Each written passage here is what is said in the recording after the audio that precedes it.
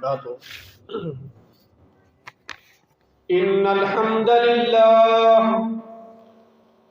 نحمده ونستعينه ونستغفره ونؤمن به ونتوكل عليه ونعوذ بالله من شرور أنفسنا وسيئات أعمالنا من يهده الله فلا مضل له ومن يضلل فلا هادي له وأشهد أن لا إله إلا الله وحده لا شريك له وأشهد أن سيدنا محمدا عبده ورسوله. أما بعد فإن أصدق الكتاب كتاب الله وخير الهدي هدي محمد صلى الله عليه وسلم وشر الأمور محدثاتها وكل محدثة بدعة وكل بدعة ضلالة وكل ضلالة في النار.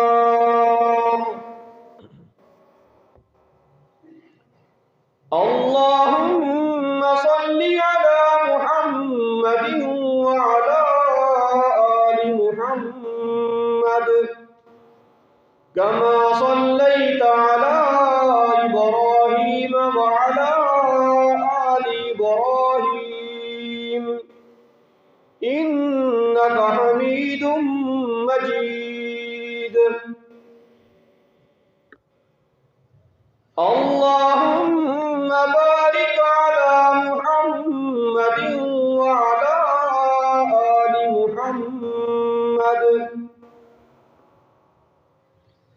كما باركت على إبراهيم وعلى آل إبراهيم إنك حميد مجيد.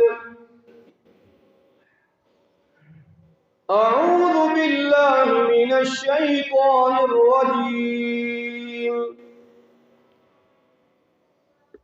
إلا تنصروه فقد نصره الله إذ أخرجه الذين كفروا ثاني اثنين إذ هما في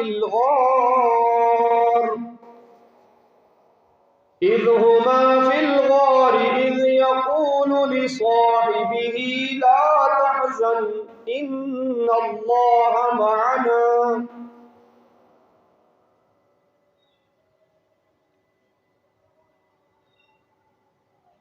ہر قسم کی تعریف و توصیف، بڑائی اور کبریائی، یکتائی، تنہائی اور شہنشاہی اللہ مالک الملک ذوالجلال والاکرام کے لیے لائق اور خاص ہیں،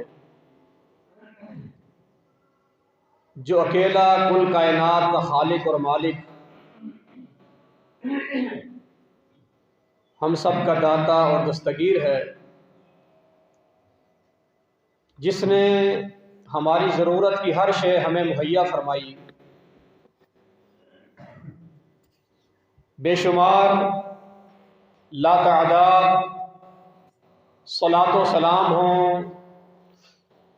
امام الانبیاء اشرف الانبیاء جناب محمد مصطفیٰ صلی اللہ علیہ وسلم کی ذات گرامی پر،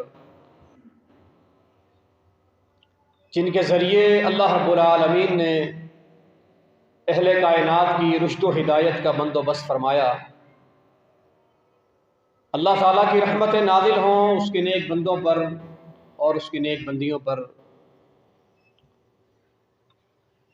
برادران اسلام، اللہ رب العالمین نے ہمیں جو کتاب قرآن مجید کی صورت میں عطا فرمائی ہے، یہ آسمان سے نازل ہونے والی آخری کتاب ہے۔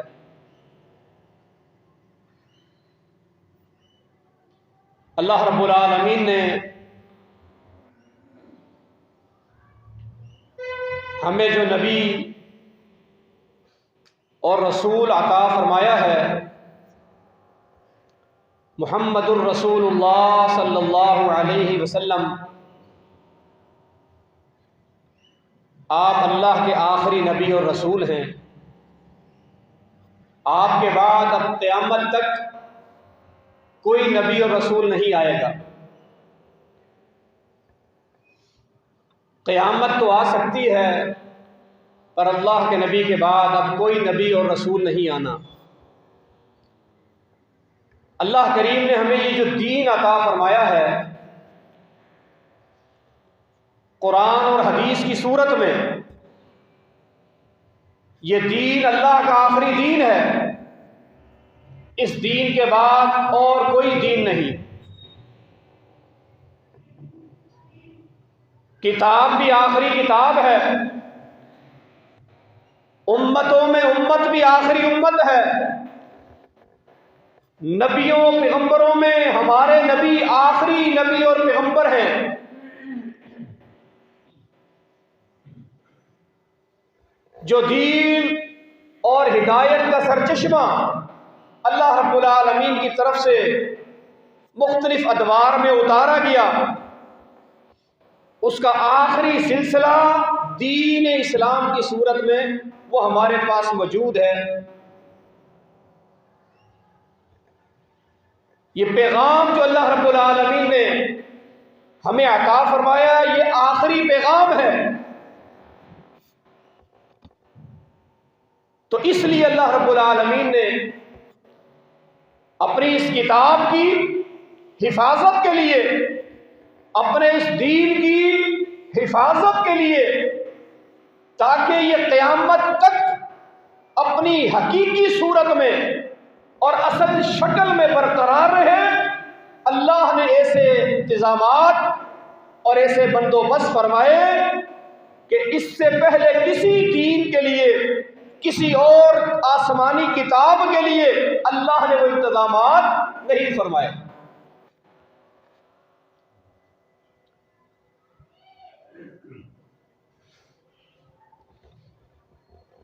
ایک تو اللہ رب العالمین نے اپنے دین کی حفاظت کا ذمہ خود لیا ہے کہ اِنَّا نَحْنُ نَزَّلْنَا الذِّكْرَ وَإِنَّا لَهُ لَحَافِظُونَ۔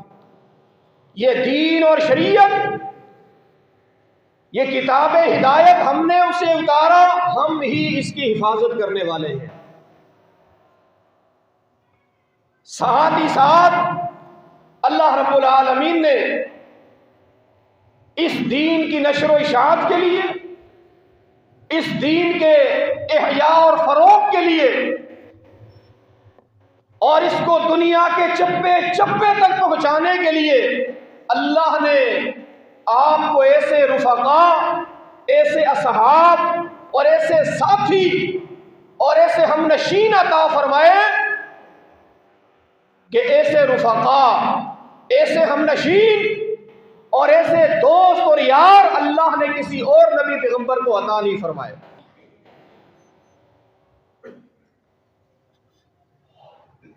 وہ اصحاب رسول صلی اللہ علیہ وسلم، وہ نبی صلی اللہ علیہ وسلم کے شاگرد، نبی علیہ السلام کے فیض یافتہ، اللہ کے پیغمبر سے تربیت حاصل کرنے والے، آپ کی صحبت کو پانے والے، وہ اصحاب نبی، اصحاب رسول صلی اللہ علیہ وسلم، وہ اپنی مثال آپ ہے۔ اللہ نے ان پر جہنم کی آگ کو حرام کر دیا، اللہ رب العالمین نے جنت کو ان پر واجب کر دیا، اور اللہ رب العالمین نے ایمان کو ان کے دلوں میں ثبت اور نقش کر دیا۔ ان اصحاب رسول میں، ان یاران نبی میں صلی اللہ علیہ وسلم سب سے پہلا نمبر، سب سے اولین صحابی ہونے کا شرف اگر حاصل ہے تو حضرت ابوبکر صدیق رضی اللہ تعالیٰ عنہ، وہ عظیم المرتبہ شخصیت جنہیں آپ کا اولین صحابی ہونے کا شرف حاصل ہے، جو نبی کے سفر کے بھی ساتھی ہیں، حضر کے بھی ساتھی ہیں، رفیق سفر بھی ہیں، یار غار بھی ہیں، نبی کریم صلی اللہ علیہ وسلم کے سسر بھی ہیں، آپ کے رازدان بھی ہیں، آپ کی دنیا کے بھی ساتھی، آپ کی قبر کے بھی ساتھی، قیامت کے دن آپ کے حوض کوثر کے بھی ساتھی ہوں گے۔ اللہ رب العالمین نے یہ شرف عطا فرمایا ہے ابوبکر صدیق رضی اللہ تعالیٰ عنہ۔ یہ واحد صحابی ہے، یہ وہ منفرد شخصیت ہے کہ جن کے صحابی ہونے کی گواہی، جن کے صحابی ہونے کی شہادت کسی امام نے نہیں دی، کسی محدث اور فقیہ نے نہیں دی، ان کے صحابی ہونے کی شہادت تو اللہ رب العالمین نے دی ہے۔ اذ یقول لصاحبہ لا تحزن ان اللہ معنا۔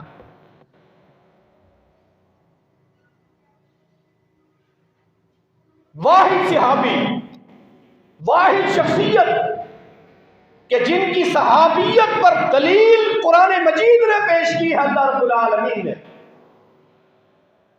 جن کو صحابی اللہ رب العالمین نے کہا ہے، فرمایا ہے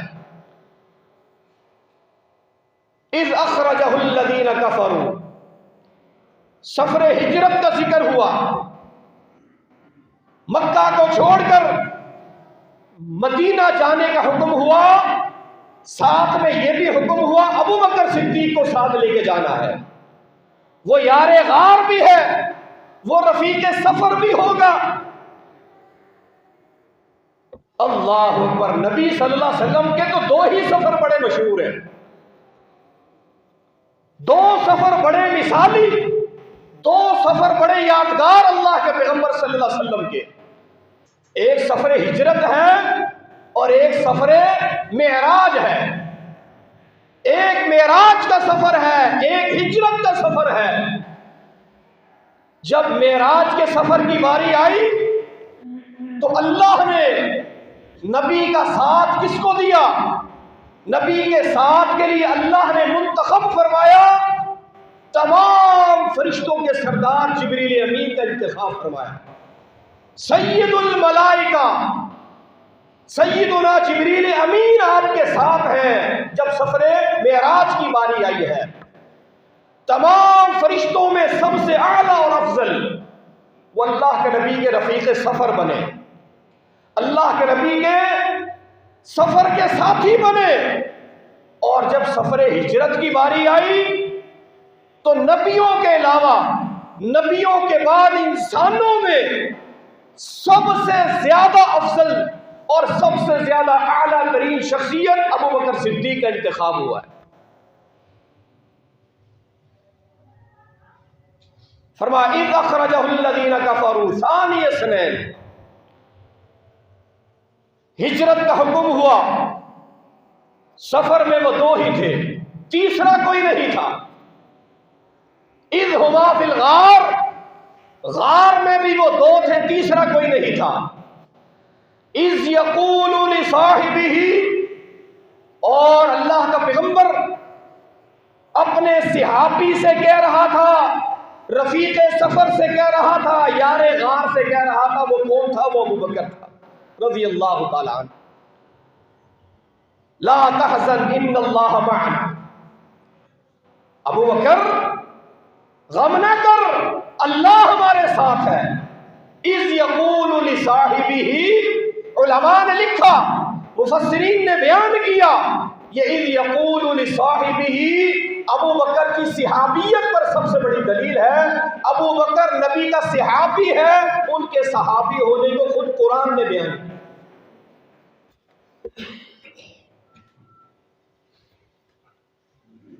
اور بہت ساری آیات جن میں ضمناً و اشارتاً اور حقیقتاً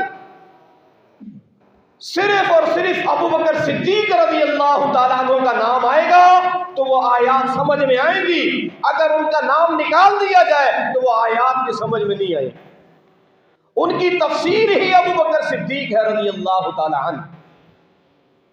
وَلَا يَأْتَلِ أُولُو الْفَضْلِ مِنْكُمْ وَالسَّعَةِ أَنْ يُؤْتُوا أُولِي الْقُرْبَى وَالْمَسَاكِينَ وَالْمُهَاجِرِينَ فِي سَبِيلِ اللَّهِ.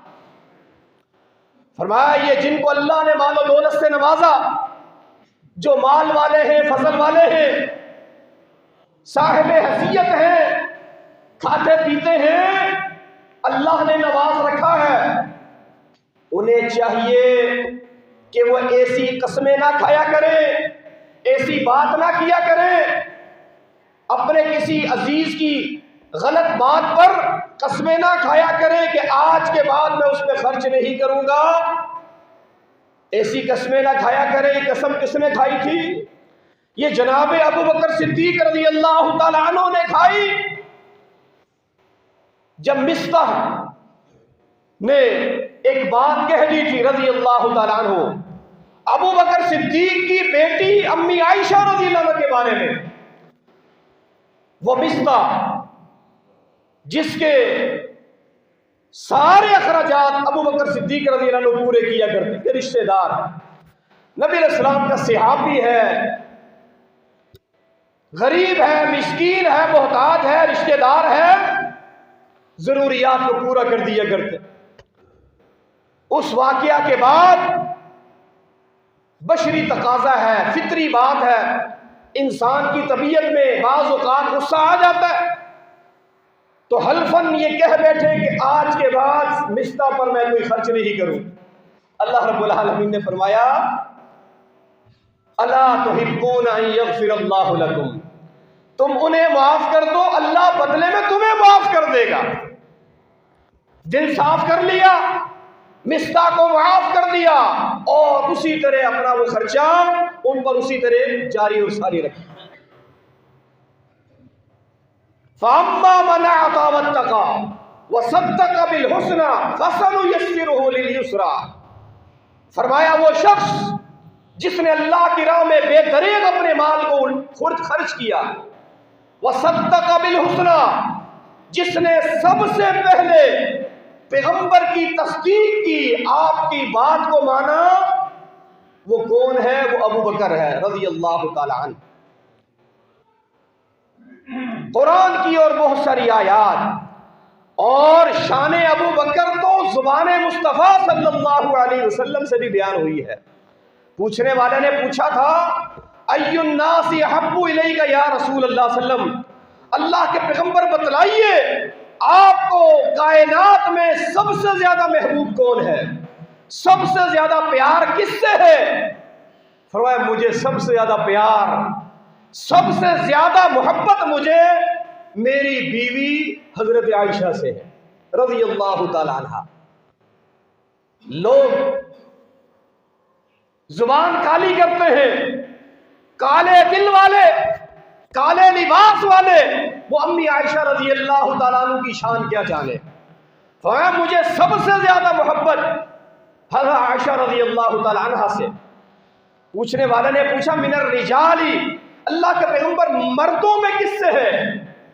مردوں میں سب سے زیادہ محبت کس سے ہے، پیار کس سے ہے؟ کون آپ کو سب سے زیادہ لاڈلا اور چہیتا ہے؟ فرمایا ابوہا عائشہ کے باپ ابو بکر صدیق سے ہے رضی اللہ تعالی عنہ. اور صرف یہی پہ بات بس نہیں، انبیاء و رسول کے بعد پیغمبروں کے علاوہ انسانوں میں سب سے زیادہ افضل ترین شخصیت ہے وہ ابو بکر صدیق رضی اللہ تعالیٰ عنہ. ایک دن حضرت ابو درداء رضی اللہ عنہ بیان کرتے ہیں ایک سفر میں اللہ کے پیغمبر صلی اللہ علیہ وسلم کے ساتھ تھا، ساتھ میں ابو بکر صدیق رضی اللہ عنہ بھی تھے، ہم 3 لوگ تھے، میں، اللہ کے نبی صلی اللہ علیہ وسلم اور سیدنا ابو بکر صدیق رضی اللہ عنہ. پیدل سفر ہو رہا ہے، کہیں جا رہے ہیں. میں چلتے چلتے کچھ تیز قدم اٹھاتے ہوئے میں آگے نکل گیا. ابو بکر صدیق میرے پیچھے ہو گئے, میں ان سے آگے نکل گیا. نبی علیہ الصلوۃ والسلام نے فرمایا ابو درداء سے, لما تمشی امام ابی بکر, امام ابا بکر, ابو بکر کے آگے کیوں چل رہے ہو؟ تم آگے اس کو پیچھے کیوں کیا؟ تم آگے کیوں چل رہے ہو؟ ان ابا بکر خیر مما طلعت علیہ الشمس وغربت. فرمایا ابو بکر تو وہ شخصیت ہے کائنات میں جس جس چیز پر سورج طلوع ہوتا ہے, جہاں جہاں کائنات میں سورج کی کرنیں اور شعاعیں پہنچتی ہیں, جہاں تک انسانیت ہے, جہاں تک کائنات ہے, کائنات کی ہر چیز سے, ہر مخلوق سے, ہر انسان سے زیادہ افضل ابو بکر صدیق ہے رضی اللہ تعالیٰ عنہ. مرتبے کا خیال کرنا چاہیے, مرتبے کا خیال کرنا چاہیے. انبیاء و رسول کے بعد سب سے زیادہ عظیم اور افضل یہ ہے ابو بکر صدیق رضی اللہ تعالیٰ عنہ. خلت کی باری آئی, دوستی اور یاری کی باری آئی. سارے نبی, سارے اصحاب رسول جنتی ہیں, لیکن جب یار کہلانے کی باری آئی, دوست بنانے کی باری آئی, جگری یار جس کو کہتے ہیں جگری یار, نبی علیہ السلام نے فرمایا تھا لو کنت متخذا خلیلا لاتخذت ابا بکر خلیلا. میرا رب وہ میرا خلیل ہے, وہ میرا دوست ہے. اگر دنیا والوں میں سے میں نے کسی کو اپنا جگری یار بنایا ہوتا یا بنایا تو میرا انتخاب سب سے پہلے ابو بکر صدیق ہے رضی اللہ تعالیٰ عنہ. میرا یار, میرا جگری دوست, دلی دوست, میرا خلیل کون ہے؟ وہ ابو بکر صدیق ہے رضی اللہ تعالیٰ عنہ. ابو بکر صدیق رضی اللہ تعالیٰ عنہ وہ عظیم المرتبہ شخصیت ہیں, وہ عظیم صحابی ہیں جنہوں اللہ کے پیغمبر صلی اللہ علیہ وسلم کی موجودگی میں آپ کی اجازت سے خواب کی تعبیر بیان کیا کرتے تھے. ایک دن فجر کی نماز میں ایک صاحب کہنے لگے, اور آپ صلی اللہ علیہ وسلم کا یہ معمول تھا فجر کے بعد اللہ اکبر, آپ کبھی اپنا خواب سناتے کہ میں نے یہ خواب دیکھا, کبھی پوچھتے تم میں سے کسی نے خواب دیکھا ہو تو بتاؤ میں تعبیر پیش کروں. ایک دن ایک صاحب کہنے لگے یا رسول اللہ صلی اللہ علیہ وسلم میں نے ایسا خواب دیکھا ہے. اس نے اپنا خواب سنایا, بڑا طویل واقعہ صحیح البخاری کے اندر. اس نے اپنا خواب بتایا. سیدنا ابو بکر صدیق رضی اللہ عنہ عرض کرنے لگے حضور اجازت ہو, آپ کی اجازت ہو تو تعبیر میں بتا دوں, میں پیش کر دوں. آپ نے ان کو اجازت دی. اللہ اکبر, آپ کی موجودگی میں ابو بکر صدیق رضی اللہ تعالیٰ عنہ نے خواب کی تعبیر پیش کی. اور یہ وہ عظیم المرتبہ شخصیت کہ جن کے اوپر بے پناہ اعتبار اور اعتماد تھا اللہ کے نبی صلی اللہ علیہ وسلم, جن کے ایمان پر, جن کے یقین پر آپ صلی اللہ علیہ وسلم کو کامل اور مکمل ایمان اور یقین. ایک دن نبی علیہ السلام نے حدیث بیان کی. آپ نے فرمایا کہ بنی اسرائیل میں ایک شخص اپنے جانور کو, اپنے گائے بیل کو لے کر ہانکتا ہوا لے جا رہا تھا, اور اس نے گائے کی بیل کی پشت پہ بہت زیادہ وزن رکھا ہوا تھا. بیل کی پشت پہ, گائے کی پشت پہ اس نے بہت وزن ڈالا ہوا. وزن اس کی طاقت سے بھی زیادہ تھا. اسلام اور پیغمبر اسلام نے تو جانوروں کے حقوق بھی بیان کیے, ان کے بارے میں بھی بتایا. رحم کا جذبہ ہونا چاہیے. اللہ کی شان اور قدرت دیکھیے, وہ بیل وہ گائے جس کو ہم بے زبان جانور کہتے ہیں، نبی علیہ السلام نے فرمایا وہ بیل بولا، وہ جانور بولا اپنے مالک سے، انی لم خلقت لہذا، اللہ نے مجھے بوجھ اٹھانے کے لیے پیدا نہیں کیا، اتنا بوجھ مجھ پر لادا ہوا ہے، اللہ نے مجھے بوجھ اٹھانے کے لیے تو نہیں پیدا کیا۔ ایسے جیسے انسان بولتے ہیں، انسان گفتگو کرتے ہیں، وہ جانور بولا اللہ کی قدرت سے۔ لوگوں نے یہ بات سنی، تعجب کیا، ابقرۃ تکلم، کیا بلا گائیں بھی بولتی ہے؟ گائیں کیسے بولے؟ وہ اپنا دکھ کیسے سنائے؟ اپنی تکلیف کیسے بتائے؟ وہ بے زبان ہے۔ اللہ اکبر۔ اور اللہ نے انسان کو جو اشرف بنایا ہے نا، وہ اس زبان کی وجہ سے بھی بنایا ہے۔ یہ زبان اللہ تعالیٰ کی ایک عظیم نعمت اور ایک عظیم اللہ کا ہم پر احسان ہے۔ یہ گوشت کا ایک چھوٹا سا ٹکڑا،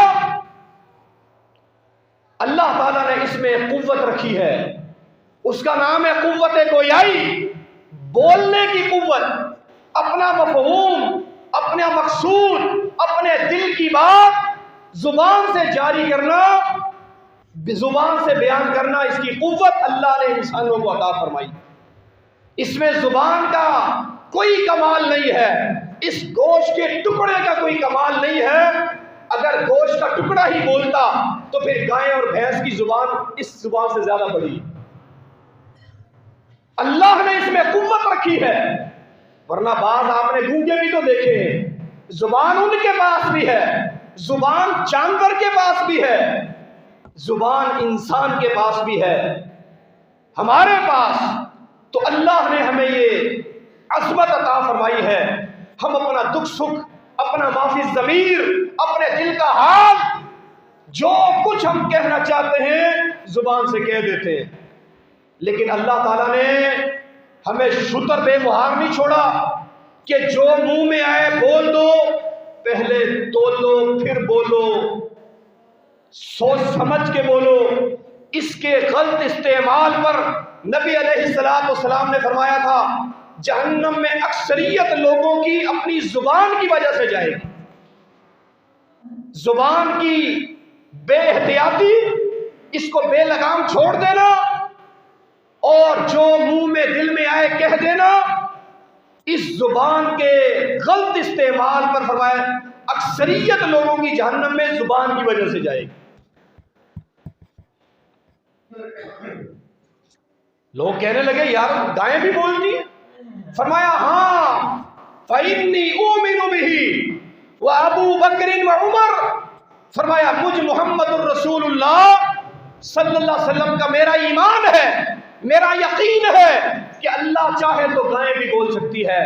صرف میرا ہی ایمان نہیں، اس پر ابو بکر اور عمر کا بھی ایمان ہے۔ اللہ اکبر۔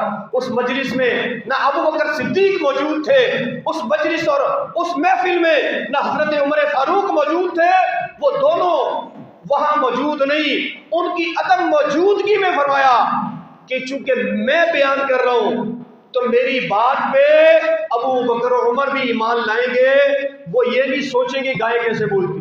نبی نے کہہ دیا تو بس کہہ دیا، وہ پتھر پہ لکیر ہے، وہ حرف آخر ہے۔ اس قدر ایمان ہے ابو بکر صدیق اور عمر فاروق رضی اللہ تعالیٰ عنہ۔ ایک موقع پر آپ نے فرمایا تجھ میں ابو بکر تکبر نہیں ہے، ورنہ آپ نے فرمایا جو تکبر کے ساتھ، گھمنڈ کے ساتھ اپنے ازار کو، شلوار کو، اپنے تہبند کو، اپنے پجامے کو مرد حضرات وہ ٹخنوں سے نیچے لٹکائے رکھتے ہیں، فرمایا یہ حصہ اللہ تعالیٰ اسے جہنم میں ڈال دے گا۔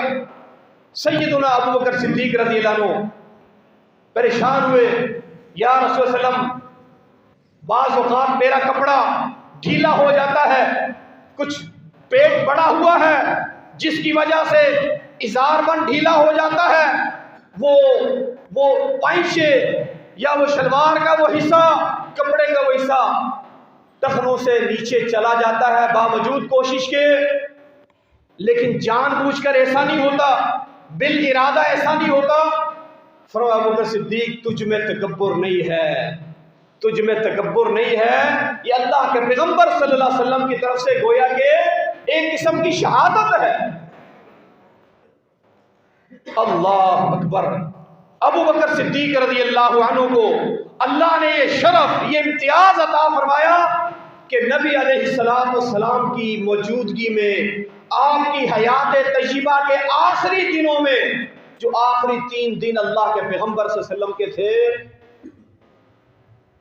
اور اس سے پہلے کی 2 نمازیں، گویا کہ کل 17 نمازیں، 3 دن کی 15 نمازیں اور اس سے پہلے کی 2 نمازیں، 17 نمازوں کی امامت سیدنا ابوبکر صدیق رضی اللہ تعالیٰ عنہ کے نصیب اور حصے میں آئی۔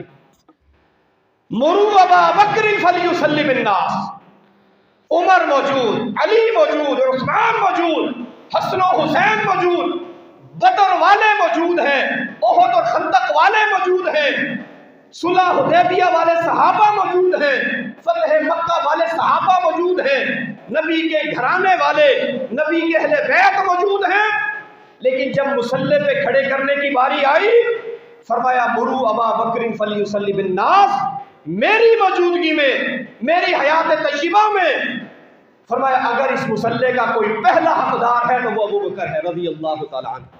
17 نمازیں اللہ کے پیغمبر صلی اللہ علیہ وسلم کی زندگی میں ابوبکر صدیق نے پڑھائی۔ اتنے احساسات اللہ رب العالمین نے عطا فرمائے۔ ابو موسیٰ اشعری کے ساتھ ایک باغ میں ہیں، باغ کا دروازہ بند ہے، آپ اس باغ میں موجود ہیں، سیدنا ابو موسیٰ اشعری ساتھ ہیں،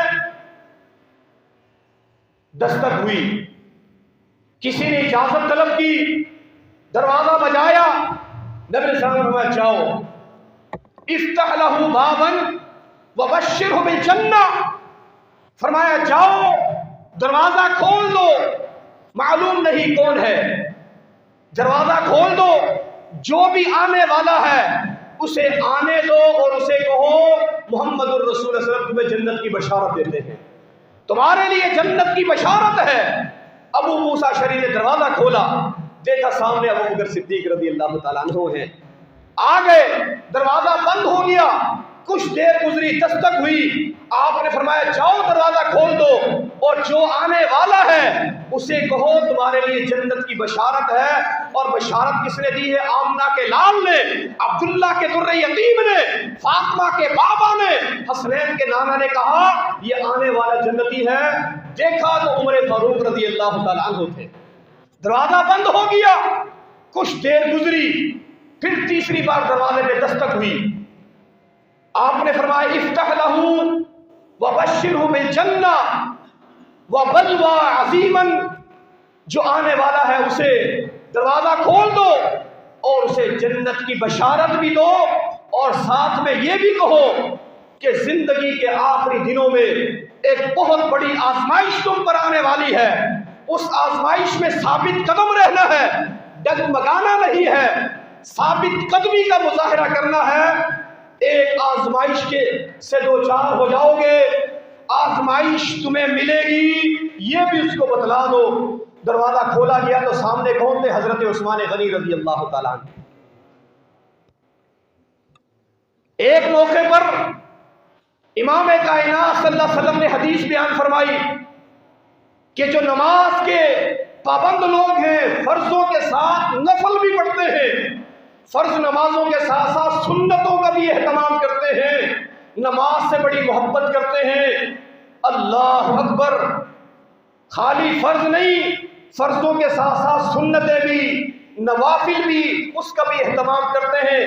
اللہ کبھی رات کو موقع دے، نیند نہ آئے، کروٹ لے رہے ہیں، بے چینی ہے، اٹھ کر وضو کر کے 2 رکعت نماز پڑھ لیتے ہیں۔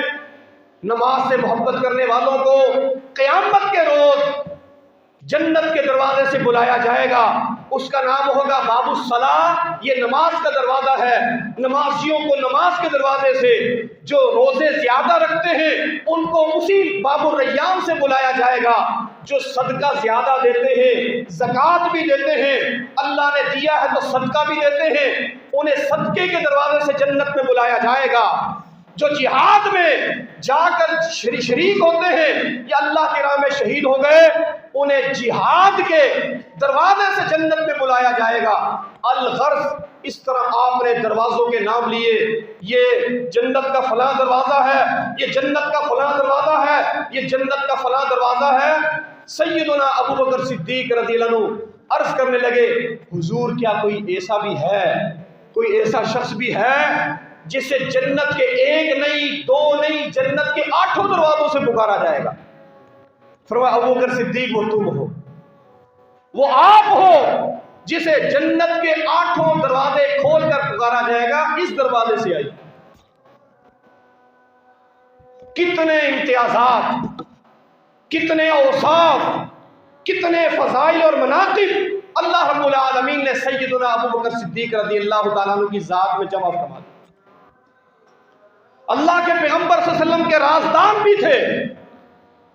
حضرت عمر رضی اللہ عنہ بیان کرتے ہیں، میری بیٹی حفصہ کے پہلے شوہر کا انتقال ہوا، گویا بیٹی بیوہ ہو گئی۔ عدت پوری ہونے کے بعد میں نے، حضرت عمر کہتے ہیں کہ میں نے اس کا رشتہ حضرت عثمان رضی اللہ عنہ کو پیش کیا۔ عثمان غنی سے کہا کہ اگر آپ چاہیں تو میں اپنی بیٹی کا رشتہ آپ کو دیتا ہوں۔ سیدنا عثمان غنی رضی اللہ عنہ نے کچھ وقت مانگا سوچنے کا، اور کچھ دنوں کے بعد انکار کر دیا کہ ابھی میرا کوئی ارادہ نہیں ہے۔ انہی دنوں حضرت عثمان رضی اللہ تعالیٰ عنہ کی بیوی حضرت رقیہ رضی اللہ عنہ کا انتقال ہو چکا تھا۔ اللہ کے پیغمبر کی بیٹی جو عثمان کے گھر میں تھی، ادھر رقیہ کا انتقال ہو چکا ہے۔ عثمان رضی اللہ عنہ بغیر بیوی کے تھے، عثمان کو رشتہ پیش کیا۔ نبی کی بیٹی کے غم میں، نبی کی بیٹی کی جدائی کے غم میں عثمان رضی اللہ عنہ پریشان ہے، اور پریشانی میں عمر رضی اللہ عنہ کو منع کر دیا کہ ابھی میرا نکاح کا کوئی ارادہ نہیں۔ سیدنا عمر کہتے ہیں کہ پھر میں نے وہ رشتہ، اپنی بیٹی کا رشتہ میں نے ابو بکر صدیق کو پیش کیا رضی اللہ تعالی عنہ۔ ہمارے ہاں تو بڑا معیوب سمجھا جاتا ہے، میں خود بات کروں، خود پیش کروں، ناک نہیں کٹ جائے گی، لوگ کیا کہیں گے؟ میں نے خود رشتہ پیش کیا ابو بکر صدیق رضی اللہ عنہ، انہوں نے ہاں نا میں کوئی جواب نہیں دیا، خاموش ہو گئے، چپ کر کے میری بات سنی اور اٹھ کر چل دیے۔ سیدنا عمر رضی اللہ عنہ کہتے ہیں مجھے زیادہ افسوس ہوا، حضرت عمر کہتے ہیں مجھے بڑا افسوس ہوا کہ بندہ کوئی ہاں نہ تو کرتا ہے، انہوں نے تو جواب دینا بھی گوارا نہیں کیا۔ خیر، اللہ رب العالمین آسمانوں پہ فیصلہ کر چکا ہے، یہ اللہ تعالیٰ کے فیصلے۔ کچھ دن گزرے، نبی علیہ السلام نے اپنا رشتہ بھیج دیا حضرت عمر کی بیٹی کے لیے رضی اللہ تعالیٰ عنہ۔ حفصہ کا ہاتھ مانگ لیا، اللہ کے پیغمبر صلی اللہ علیہ وسلم نے، عمر تیرے تو نصیب ہی جاگ گئے، تیری بیٹی نبی کے گھرانے میں امت کی ماں بن گئی، ام المومنین رضی اللہ تعالیٰ عنہ کا لقب مل گیا، حفصہ ام المومنین بن گئی۔ حفصہ کو عثمان اور ابو بکر سے بہتر رشتہ مل گیا نا، حفصہ کو امام الانبیاء کا رشتہ مل گیا، پوری کائنات کے سردار کا اللہ رب العالمین نے حفصہ کا سرتاج بنا دیا، کائنات کے سردار کو اللہ نے حفصہ کے سر کا تاج بنا دیا رضی اللہ تعالی عنہ۔ کچھ دن بعد اب نکاح ہو چکا، ابو بکر صدیق رضی اللہ عنہ ملنے آئے حضرت عمر سے اور فرمایا کہ عمر، اس دن کچھ ماہ پہلے کی بات جب آپ نے وہ رشتہ پیش کیا تھا، اور میں نے کوئی جواب نہیں دیا تھا، اس کی وجہ یہ تھی کہ نکاح سے پہلے اللہ کے پیغمبر صلی اللہ علیہ وسلم نے اکیلے میں تنہائی میں مجھ سے بات کی تھی حفصہ کے رشتے کی، حفصہ کے رشتے کے حوالے سے مجھ سے مشورہ کیا تھا، اپنی خواہش کا اظہار کیا تھا۔ چونکہ اللہ کے پیغمبر کی دلچسپی تھی، آپ کی خواہش تھی، تو میں ہاں نہ کیسے کرتا؟ میں اللہ کے نبی کا راز بھی آپ کو نہیں بتلا سکتا تھا، وہ پیغمبر کا راز تھا، نبی نے وہ راز مجھ کو دیا۔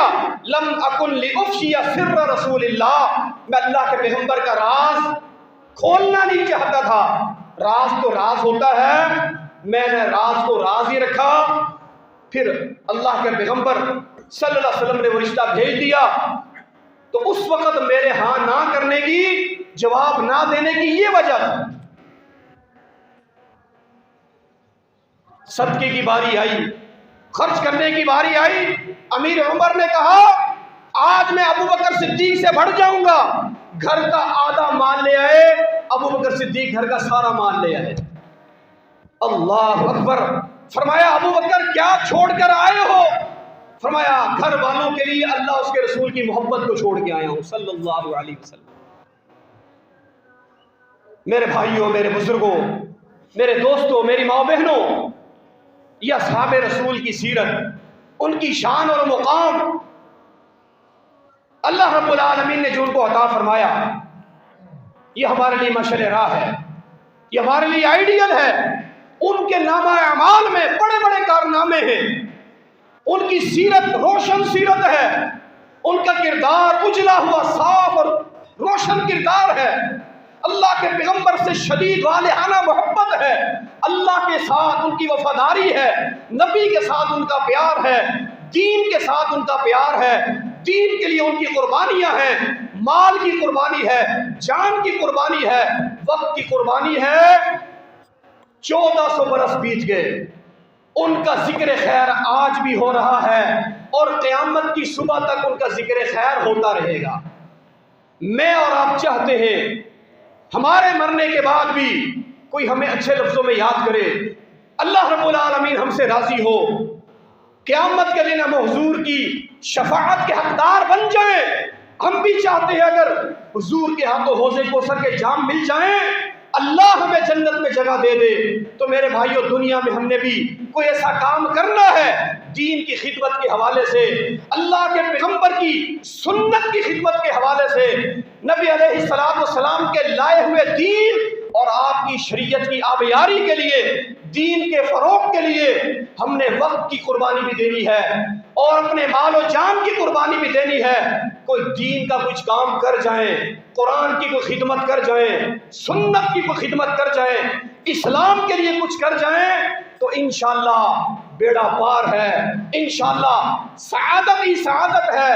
اللہ رب العالمین بھی راضی ہوگا، رب رحمان بھی راضی ہوگا، جنت کے حقدار بھی ہوں گے، حضور کے ہاتھوں حوض کوثر کے جام بھی نصیب ہوں گے۔ لیکن بات یہی ہے کہ اس عارضی اور اس فانی زندگی میں ہم بھی کوئی ایسا کر جائیں جس سے اللہ راضی ہو جائے، نمازی بن جائیں، اہل توحید بن جائیں، قرآن پڑھنے پڑھانے والے بن جائیں، اللہ کے حق ادا کرنے والے بن جائیں، اللہ کے بندوں کے حقوق بھی ادا کرنے والے بن جائیں، ایسے صالح لوگ بن جائیں جیسے اللہ کو پسند ہیں، اللہ کو پیارے ہونے سے پہلے اللہ کو پیارے ہو جائیں، اللہ کو ہم سے پیار ہو، ہمیں اللہ سے پیار ہو، اللہ کو پیارا ہونے سے پہلے اس طرح اللہ کو پیارا نہیں ہونا کہ اللہ کو ہم سے جو ہے نا پیار نہ ہو، اس حال میں اللہ کو پیارے ہو